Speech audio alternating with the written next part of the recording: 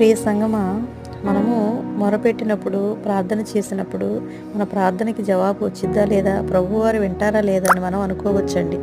అయితే మనము ఇర్మియా గ్రంథము 29వ అధ్యాయము 12వ వచనంలో చూస్తే ప్రభువారు చక్కగా చెప్పుచున్నారు. మీరు నాకు మొరపెట్టుదురేని, మీరు నాకు ప్రార్థన చేయొచ్చు వత్తురేని, నేను మీ మనవి ఆలకింతును అని. చూశారండి, మన ప్రార్థన అనేది దేవుని యొద్దకు చేరుతుందండి, మనకు జవాబు కూడా వస్తుందన్నమాట. కాబట్టి మనము పూర్ణ మనసుతో ఆయన వెదకిన ఎడల మనమంట ఆయన గురించి విచారణ చేస్తేనంట ప్రభువారు మనల్ని చూస్తారంట. అలాగే ప్రభువారు కూడా మనకి ఆయన్ని కనుపరుచుకుంటారు.